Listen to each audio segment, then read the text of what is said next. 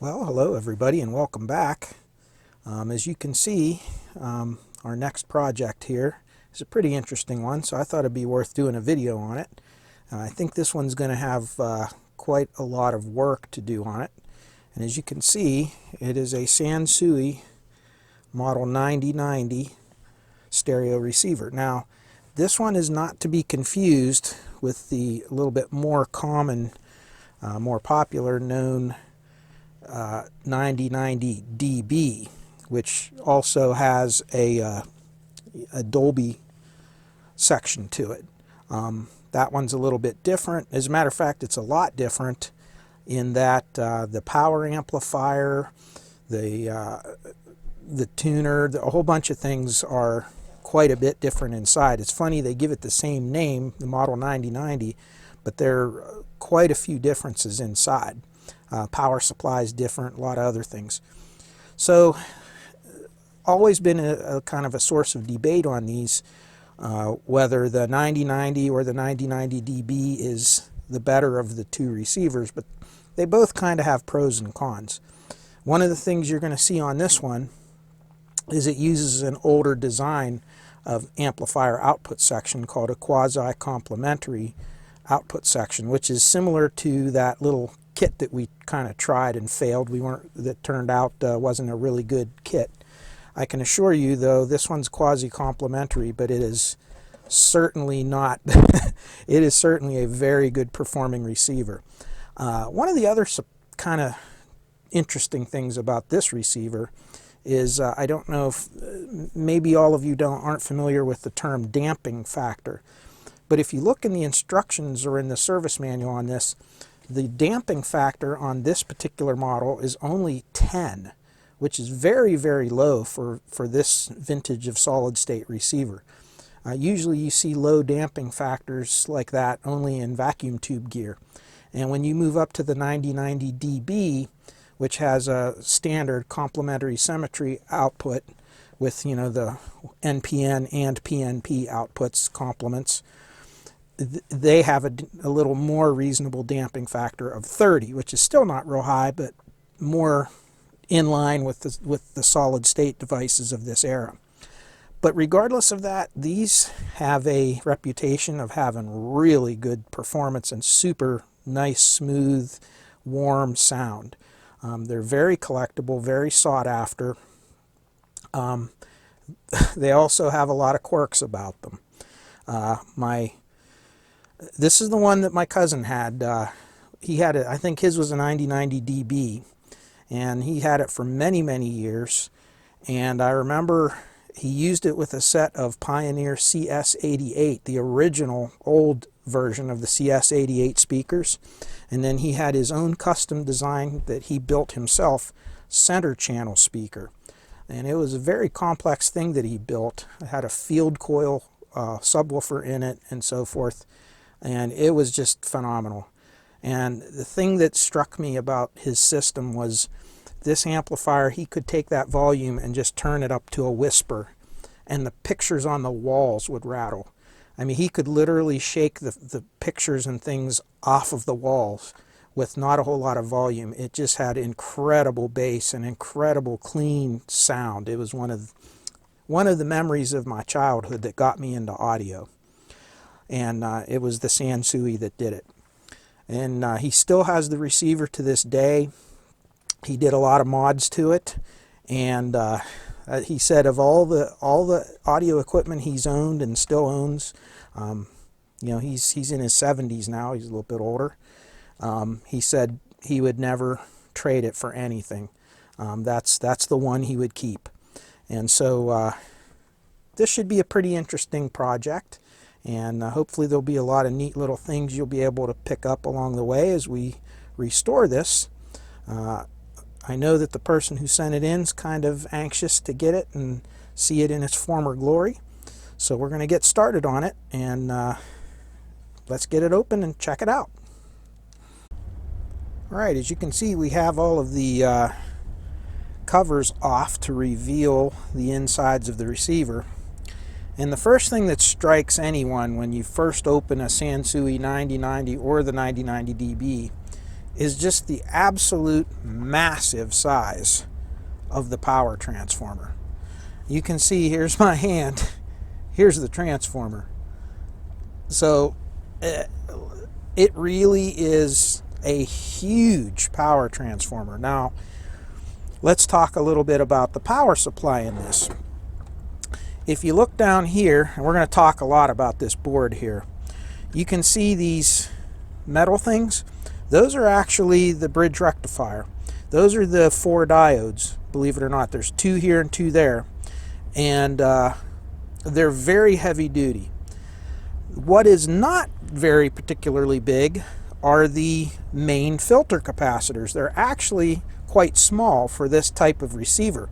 If you remember, well, let's take a look. I'll show you real quick. So if you look here, here's your main filter capacitors, and they are quite lacking in size compared to most high-end receivers of this era. If you look, there's just this tiny little braid. It's a very kind of a, I would call it an inadequate grounding system. These capacitors are very small, you can see. And just to give you a little point of reference, here's one of the capacitors out of a SX 1050 Pioneer. So you see the difference? These are 6,800 microfarads, 22,000 microfarads. Now, in order to use these great big capacitors, Pioneer had to come up with a soft start circuit. If you go back and look at my Pioneer video on the restoration of this SX 1050, I believe the first series that I did, I got into a little bit of detail as to how that soft start circuit works. You can't just connect a giant capacitor like that to one of these machines. If you turn it on, the power switch could actually be damaged from the incoming surge current, and you could also blow the fuse because the surge current is so large on those big capacitors.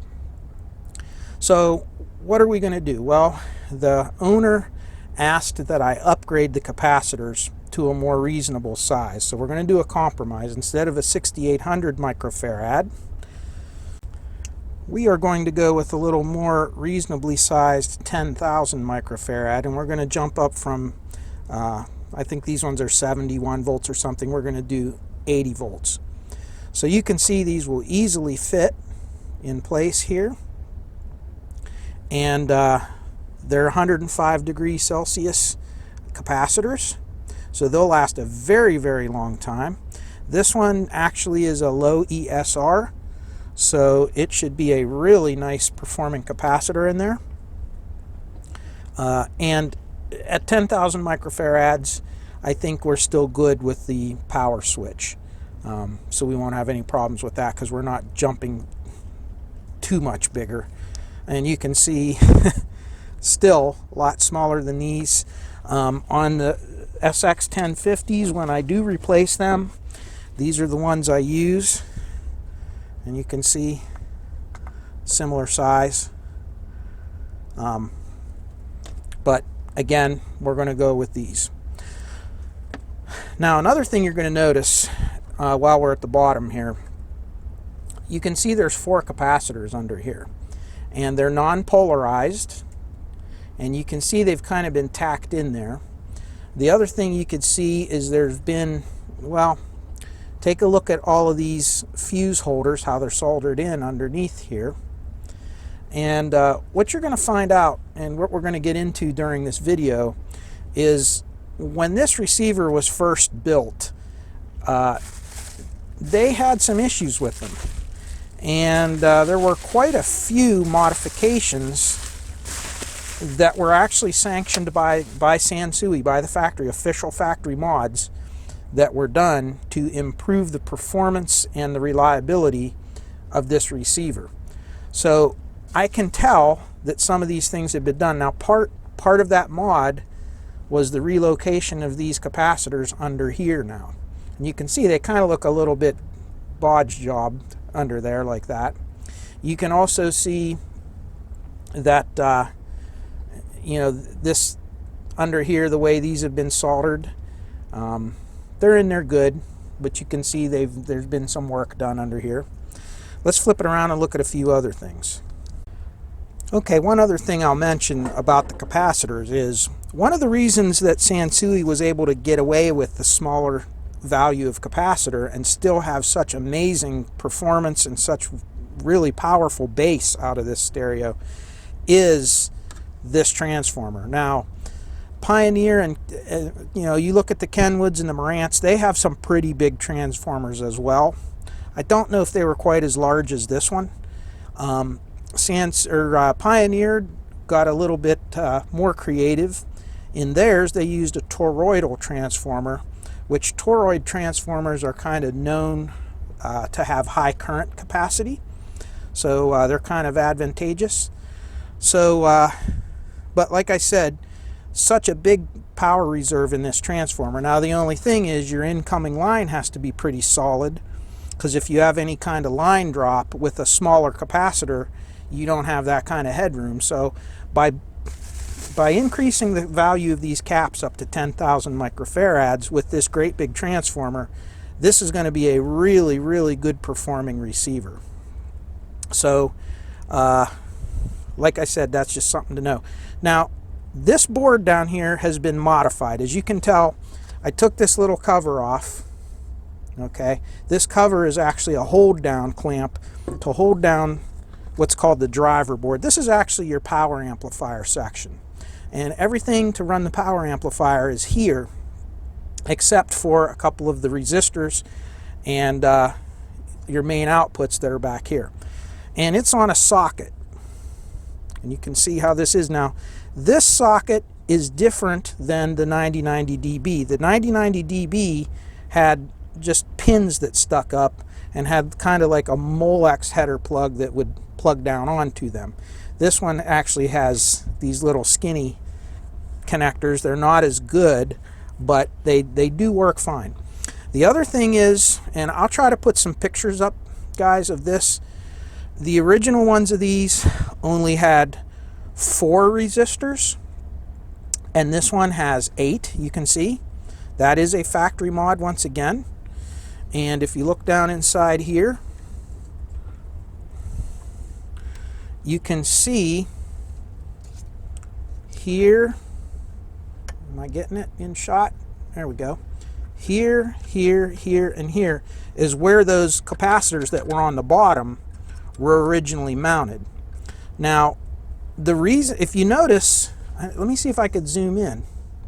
If you notice down here, can you see there is actual polarity markings? Plus and minus. Plus, plus, plus. See the pluses? And believe it or not, these were originally polarized capacitors, and they replaced them with non-polars because when they went around to the rear of the board, I believe, and again, I'm not sure on this, I'm just kind of looking at the circuit, you'll get to see, they put the non-polars in there just so it didn't matter which way they put them in. Now, what we are going to do is we're going to kind of shuffle these resistors over a little bit, and then we're going to go and mount our new capacitors up here. The new ones are much physically smaller than those old ones, and so because of that, we can still mount them up here and still have enough distance from these resistors. These don't get very, very hot, believe it or not. They don't get very hot. So the capacitors that we put in up here will still be safe temperature-wise, and they will be physically small enough to fit in here. So we can put things back neat the way they were supposed to be. When you get onto this board, again, there have been things changed. If you notice, there's places for resistors. There was a place for a coil, which this is a suppression coil. There are supposed to be, you can see you have a single diode in here. I believe there's a further modification where we go up to put 2 diodes in there to kind of change the biasing a little bit. These resistors here, these are fusible resistors. This one here on the end, and these ones, these resistors will fail and they'll cause the protect circuit to not operate properly. So we're going to replace these all with proper metal film resistors. and they pretty much will last a lifetime. The other thing is the original version of this power supply had a wire jumper here and here. And let me just pull one of these fuses out if I can. I'll probably have to pry it out with something because it's kind of at an odd angle. And you can see somebody put an actual sticker on there. That's actually there was a factory kit for this whole modification that they sold. And you can see they kind of soldered these connectors in here a little bit crooked. That's because these were done after the fact. And you can see these are 10 amp ceramic fuses that were added for further protection. One of the issues with these amps is when they would have a little short or something, they would catastrophically fail. You'd lose your output transistors. They would all short out and burn up. This board resistors would burn up. All kinds of things can fail on them. Very, very unreliable. So these mods came out by Sansui in order to address some of those issues. And of course the mods were revolved around the time that they were designed. We now have modern components that are better quality and smaller physical size. I think we can do a much neater job of cleaning that up. The other thing, if I have in stock, and I don't know if I have them or not, but if I have the multi-turn potentiometers for the bias and balance on these, I'm going to go ahead and replace those because these single turn pots tend to have problems with adjusting them. So you can see I've only touched on the surface of all the issues with these 9090s, and if they're properly addressed and this thing is properly restored and aligned, this will turn out to be one of the best. And even with that damping factor of 10, this will be one of the finest sounding amplifiers of its time out there. These actually have made a name for themselves just because of the way they sound. They're right up there with just about anything out there, including the Pioneers that you've seen on my site, with the Marantz receivers, as wonderful as they are. This thing is every bit as good, and there's a lot of people out there, there's a following for this receiver that believe that this actually is better than any of those. My cousin, my older cousin, being one of those people, he is absolutely sold on this receiver. His is a 9090 dB.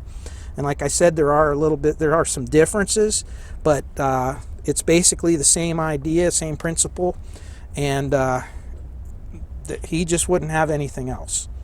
So let's get started on the restoration. The first thing we're going to do is clean up all the mess in here. So let's get this cleaned out and everything, and let's kind of make a plan of attack of how we're going to change these things and modify them.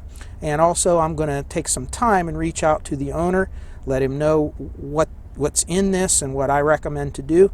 And then once I get back from him, we're going to return and we're going to start to do some restoration.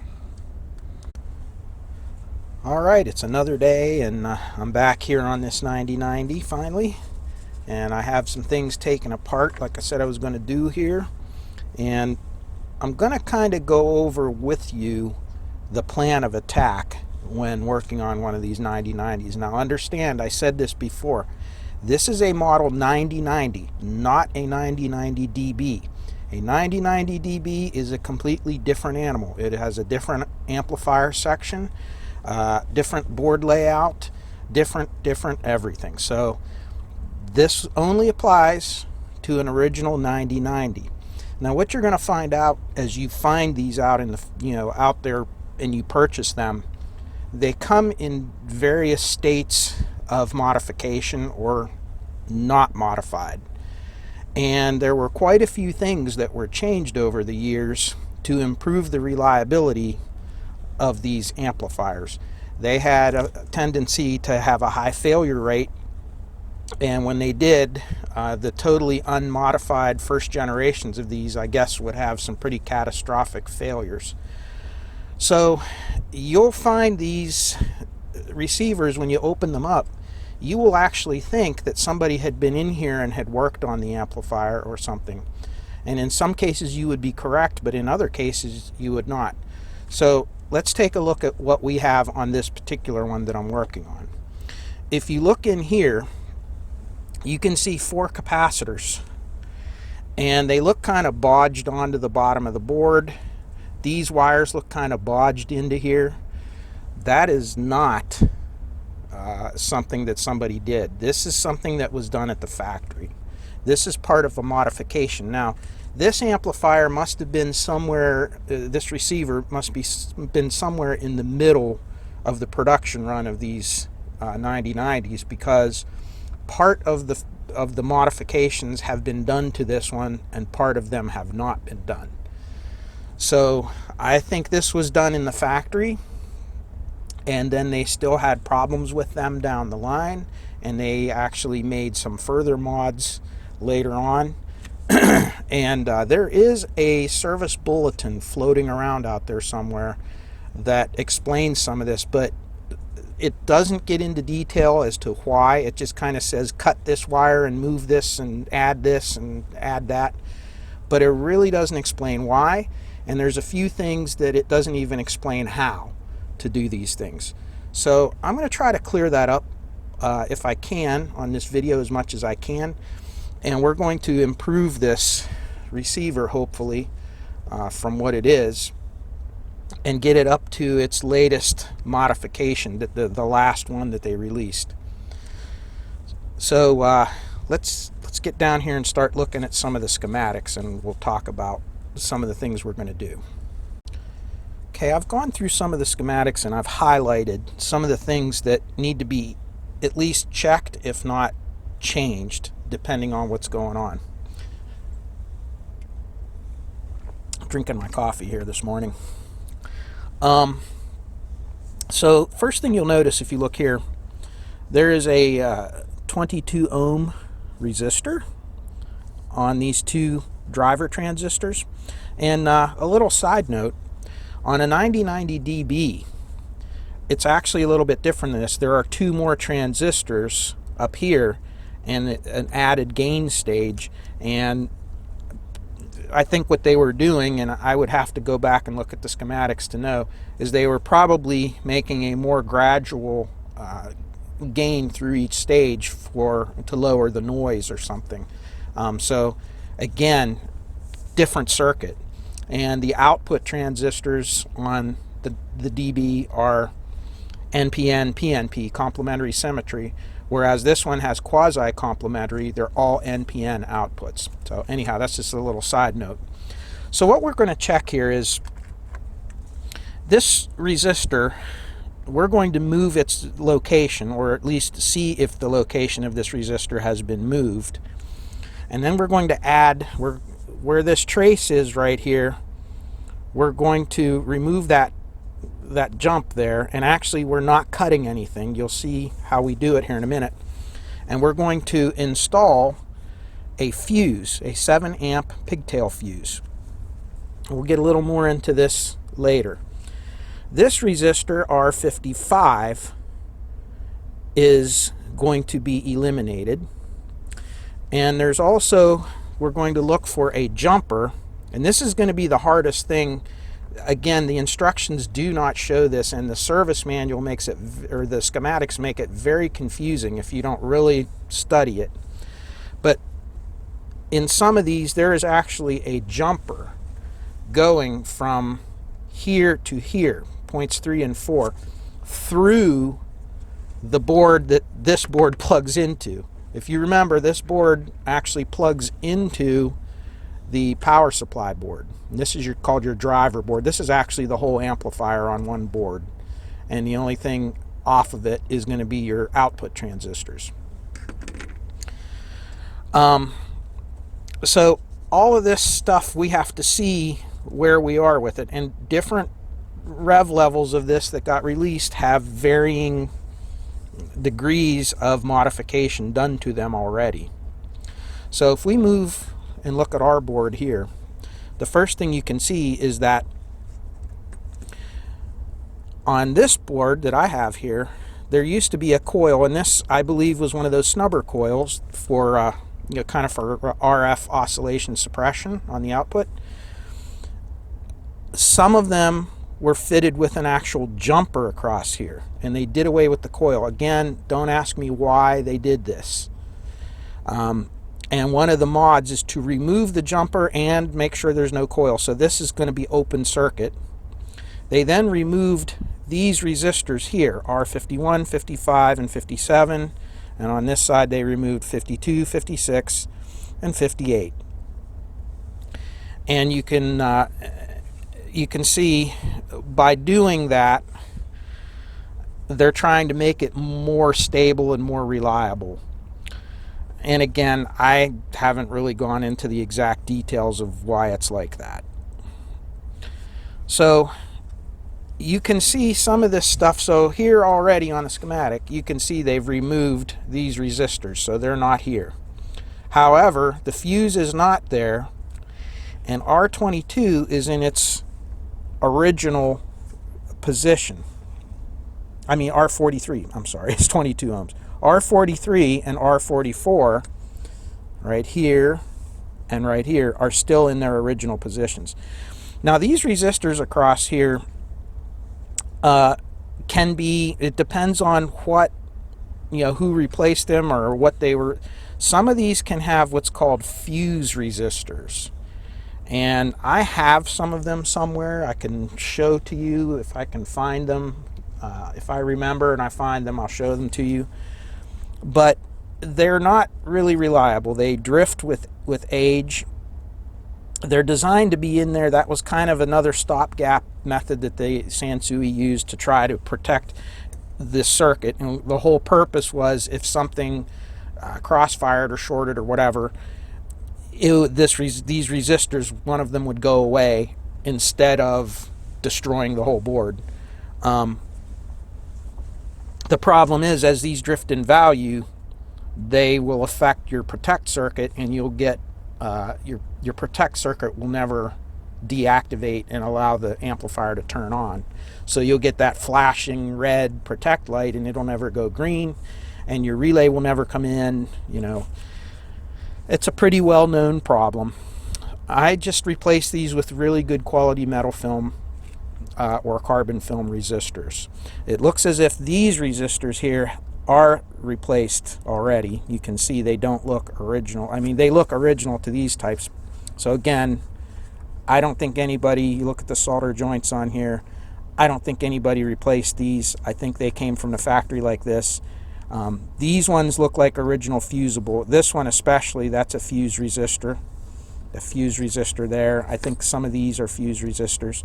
We're going to replace those with good quality metal film. Now, the other thing that has to take place in order to make this circuit look like this mod, we have to remove this jumper, and we'll get more into this in a minute. We have to change the location of this resistor. It's still going to be in this part of the circuit, but we're just going to put it in a different way so that from here to here we can put this fuse. So what we're going to do, and I'll show you kind of the components that I'm using. I took a couple out to show you. Here's your little pigtail fuse that we're going to use, and I did, let me see. If you want to know the part number, this is from Mouser Electronics. It's a 7 amp fuse, and it's made by Little Fuse. And the manufacturer's part number is a 0233007.MXEP, Mike X-Ray Echo Papa. So you can order these at Mouser's. They're not super expensive, but for a fuse, they're like $1 or something a piece. They're rated at 7 amps, and they have these little pigtails on the end. And we are actually going to remove this resistor, and while we're removing it, we're going to put a nice new one in there, a nice precision resistor, and we're going to move it from here to here. So it's going to go between this position and this position. So we're just going to take this out and move it over to here. That's the first thing. And if you follow the traces underneath, you can actually, and I'm not going to do that on camera, you can actually see how this is going to work. Then we're going to put, where we remove this leg of this resistor, and this opening is now open, we're going to put one leg of the pigtail fuse in here. The other one we're going to put in this empty hole here. Now you see there's two empty holes for where R55 and R51 would have been. And you can see the R51 mod is this big resistor that they kind of hacked in here on this side, and they hacked the other channel in on this side. Again, this is factory. This is something you will see at the factory. It was not done by somebody in the field. So we're going to put this fuse right from here to here. So from there to there. And this resistor is going to go from here to here. We're going to do the same thing on this side. Here to here, fuse here to here. And you can use either one of these two holes because they're both connected underneath to the same track. If you look, that's all one big track. Those two holes are tied together. So that's what we're going to do. And effectively what that's going to do is it's going to leave this circuit intact, but it's going to remove this line here, and from this wire to this wire you're putting that fuse in line. That's essentially what you're doing. So I hope that kind of makes a little bit of sense to you. Now, about this jumper, why is it in here? I'll try to give you a partial explanation. So, as you can see, I drew in highlighter, I drew a jumper between 3 and 4, 15 and 16 on the driver board. And then I put an X over it, meaning we want to remove that. And we can follow this through on a schematic. If we go to the interconnect diagram schematic, you can see F2436, that's your driver board. That's this board right here. F2546 is your power board, which is this board right here that we were looking at. And these connectors right here, all these little jumps that go from here to here, and all these numbers here, and all these numbers here, these represent the pins on the driver board and the pins on the socket that the driver board plugs into. And here's the underneath of the socket, right next to those capacitors I was showing you, and you can see all these pins. And if I get in real close, you can see right here that these two pins right here are jumpered together. And you can see down here that these two pins are jumpered together. Follow what I'm saying? And if we go back to this, 35 and 37, those are the two side-by-side pins on the one channel, and these are the other two. So I drew this in with these dotted lines so you can see what's happening right now. So they have these two positions jumpered together, and you can see pin 37 of that socket goes to pin 3 of the F2436 board, and likewise you can just follow it, pin 4 to 35, you know. So if we go back to here, it's the same as jumping pins 4 and pins 3 and jumping pins 15 and pin 16. So if we go back to our original schematic we were looking at, you can see over here pins 3 and pins 4, pins 15 and pin 16. So essentially what that jumper is doing is it's eliminating this resistor right here. You're basically jumping that right out of the circuit. And what we're going to do is R55 and R56 are not even in there. If you notice on our board, R55 and R56 are not in there, and therefore they have to have that jumper in there to complete the circuit. So essentially you could take that jumper out and put these resistors in and it would work. What we're doing is we're taking the jumper out of here and we're putting this fuse in here, if that makes any kind of sense. So I hope this is all, you're following what's going on here. So again, the whole purpose of this is to put a fuse in line with your output transistors. It's just an extra layer of protection. They want these transistors, when they start to avalanche over, they'll just go dead short and everything will eat itself up. Remember the massive transformer in this. You got all the current you need to blow up everything on this board and every transistor in this amp. So what Sansui is doing here is they're just overprotecting everything. They're putting fuses everywhere and little resistors that were designed to go away under short condition. And this is just the final arrangement of that they felt gave the best performance and still gave the best protection to the circuit. There's now one more mod that we're going to do, and it involves this F2456 board, which is your power board, and it involves those capacitors. And if you look at this, it is very deceiving. It can confuse you. First thing they want you to do is take all of these fuses, and if you notice these ones were 7 amps, they want you to up them to 10 amps because I guess the surge current during, when you have the amplifier cranked up, can actually exceed the 7 amps enough to open those fuses. So they're increasing those to 10 amps. These ones are 10 amps. And as you can see, I wrote these in, F4 and F3. On the original version of this board, F3 and F4 did not exist. They actually just had a piece of wire soldered right across here. And if you look, these are the inputs from your power transformer. So in other words, if these diodes were to short out, there was no protection. If this shorted, you blew your transformer. Why Sansui did that, I absolutely can't even tell you.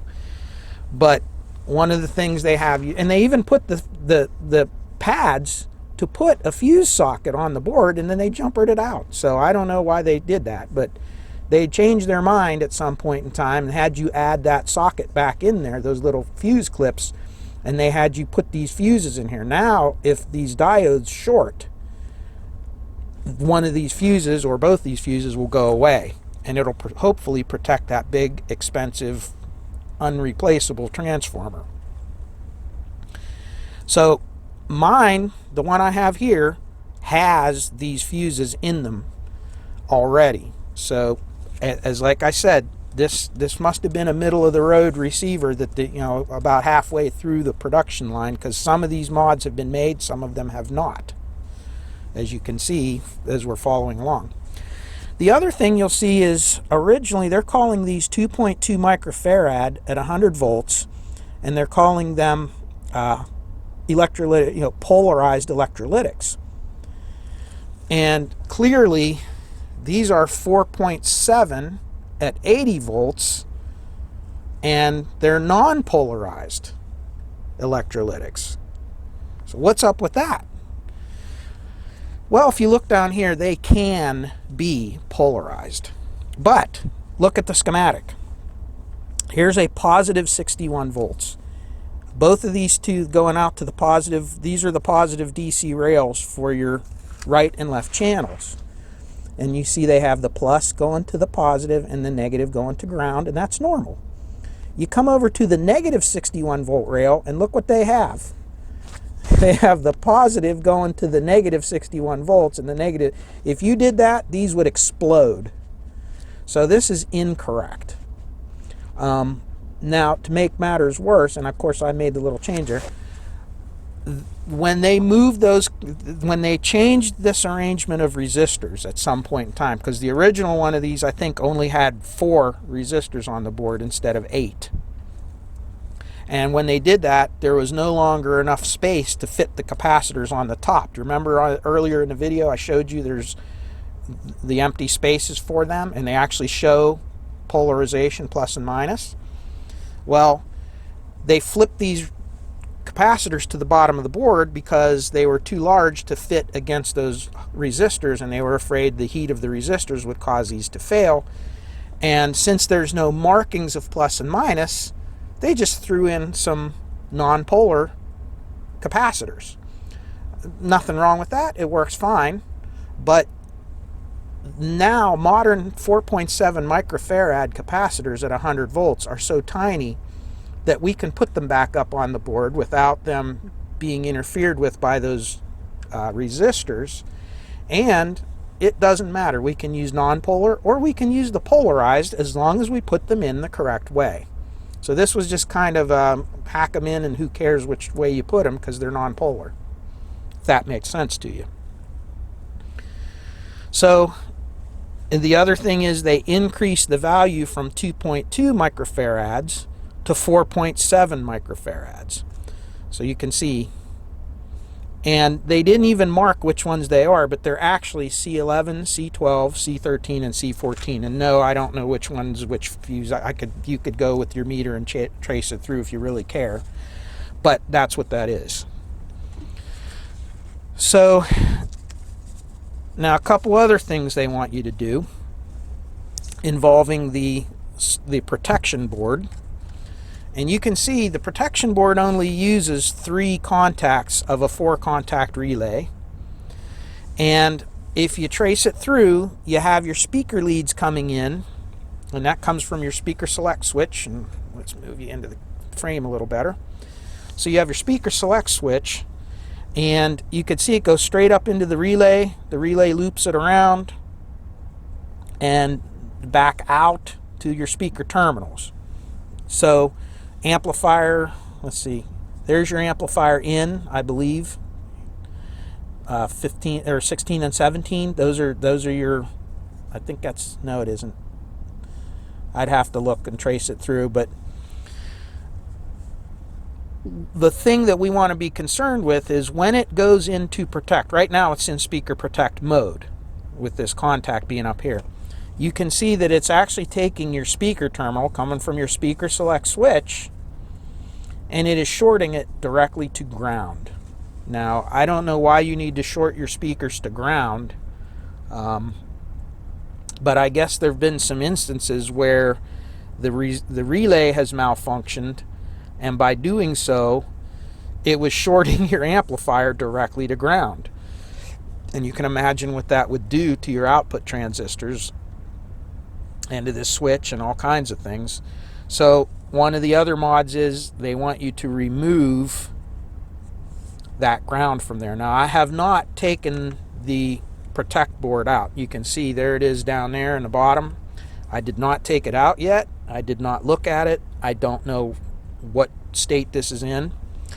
They also show that currently they had a 10 ohm 1 watt resistor in here, and they're asking to replace it with a 4.7 ohm half watt fusible resistor. And again, I believe this is, and I would have to look, guys, I didn't really trace this through very carefully, but I'm thinking this is actually a Zabel network, because when this switches over to here, no, maybe not. Maybe not. I'll have to look at that a little more carefully. But once again, they want you to replace this 10 ohm with a 4.7, and they want to go from a 1 watt to a half watt fusible. I'll probably just replace this once again with a standard 4.7 ohm metal film or carbon film resistor, and not mess around with those fusible ones. I have these fusibles, but again, they can drift in value, and so they're not real common anymore. Most people just use a small value metal film and they'll go away just the same, but they don't have the drift of these older style. So that's where we stand right now, just with mods, and this all needs to be done before we even go in and start doing the recapping and so forth. So or replacing of any of the noisy transistors, anything like that. I want to, the receiver pretty much works how it is right now, so we're going to kind of map where we are, test it out, and then we're going to make those mods and then see if the amp works. Everything's working good, then we'll move to step 2, which is going to be the restoration, where you do the recapping and the transistors and whatever we're going to do for the restoration. So that will be the end of part 1, because this is going to be a pretty long video for this. And then part 2, we'll come back and do a capacitor, the recap and that sort of thing, and go through. And then part 3, we'll go through and do some of the final testing, I think, is how this is going to be. So it's going to be several parts. This is going to be a big video because there's a ton of work to do on this receiver. So I hope you hang in there with me. Let me get these mods made and we'll come back. Okay, so we have the mods made to the board, and you can see we have the fuse put in there. We moved the resistors and put nice new metal film resistors over here and here. And that's really all I've done. I haven't done anything else. We're going to plug this in, turn it on, and I have my dummy load and I have my signal generator connected to the auxiliary inputs. Now again, I haven't cleaned any pots, I haven't cleaned any switches, so who knows what this is going to look like, but let's turn it on and see what we get. So first thing we want to look at is this little protection light. And I don't know if you can see it on the camera, but okay, it kicked in, so we're good. Now let's go over to the scope, and I have just a 1 kilohertz signal in there. Excuse the wires and the mess in the way. I'm just kind of doing this quick. And we're going into the auxiliary, and you can see that the waveform's a little messy, and that is because if I wiggle this switch, I mean, look at that. So the selector switch is really, really dirty, needs cleaned, and that's what you're seeing there. But the amplifier is working. It is coming out of Protect, so our modification worked. Now we can move on with our next process. So I'm going to continue making these mods till they're all in, and then that'll be that. Okay, as you can see here, I moved the capacitors over to this side, and you can see how much smaller they are. They're 4.7 microfarads at 100 volts, and I went back to a regular electrolytic, polarized electrolytic. I have the non-polar 4.7 at 100, but they're 85 degrees C, a little bit physically larger. These ones are high ripple current for switch mode power supplies and things. They're 105 C capacitors, and they're rated at 100 volts. They're going to last a very long time. Being smaller, there's plenty of room, airspace around these. These don't get very hot, but they will get warm. So everything, all in all, is good, and we're ready to start. Before I get into the protection circuit, I'm going to go through and I'm going to do the recap on the driver board and on the power supply board, and get those recapped and finished, and then we're done with this board altogether. I'll get it all cleaned up, and then we'll move on to the next step. Now, I think being that this video is getting pretty long, I'm going to probably stop right here, and I'll get this part posted, and this will be the part on doing the modifications to the amplifier. And then when we come back, we'll start on the recap, and then on the checking out of the Protect circuit and all that. So I hope you enjoyed this video so far, and we'll be back soon with part 2, and we'll continue on from there. Thanks a lot for watching, guys. Appreciate it, as always, and have a wonderful day. Peace, joy, happiness, and good health to all of you, and we'll catch you on the next video. Bye-bye.